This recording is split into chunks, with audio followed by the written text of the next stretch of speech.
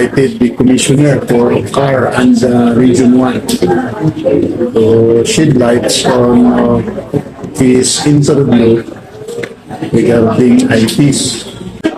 The person of Commissioner Gary Cayat. About the Igorot, sir. You know, that is an issue ever since, no? Panahon pa ni Foreign Minister before, Carlos Piling Romulo, di ba? There was indignation rally among the Igorots when they said that Igorots are not Filipinos. He was misquoted on that, and there was a time also when our mayor then, John Labo Jr., he stated in the city of Baguio that Igorots are bastos, kahit saan umiihi ang mga yan. So there was an indignation rally in which all citizens of the city of Baguio came out and said, you don't deserve to see that. So from that time on, the popularity of John Labo went down.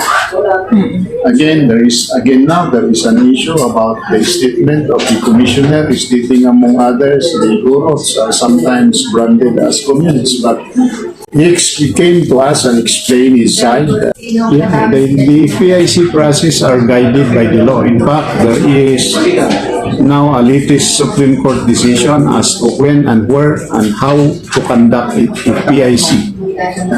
So I think NCIP officers, commissioners are guided on that. And of course, the bottom line is if you are working with an office that really created for the benefit of IPs, then probably you work on it 200%. Sir, with regards of these big companies owning a parcel of land in the Cordillera, and now projects come over, and of course if there's projects, there's progress, but the question is, to whom is the progress? Of course, that is always a divisive issue. The other side of the coin, the project should be geared in, of course, benefiting not only IPs but all Filipinos. But in doing so, we have to observe the due process and the PIC process.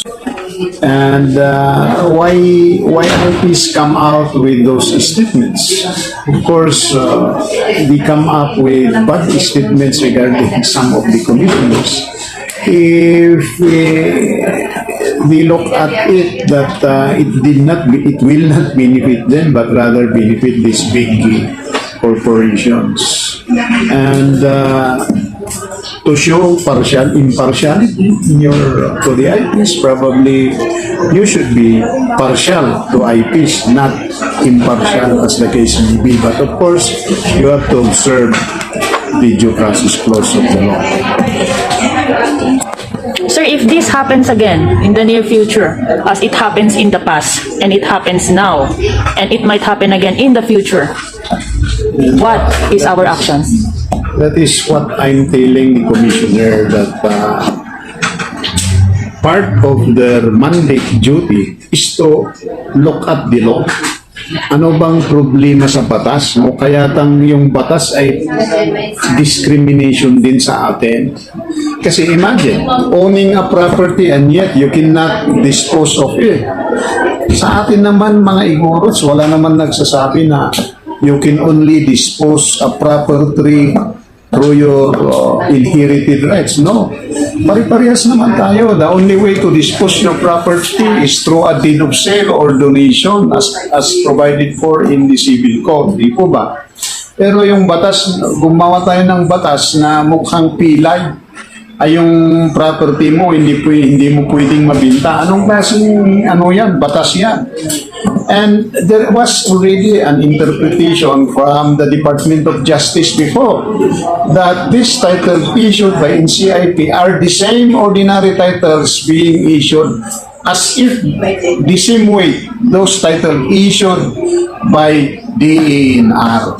If you have read that provision, so supposedly there should not be barriers except on some, like for example, you cannot dispose, of course, the cemeteries without the consent because that should benefit all, di ba? Or those titles that within the ancestral domain. Pero yung ordinary titles issued by NCIP, like the counties, should be disposed in accordance with law, the accepted norms as provided for in the civil code.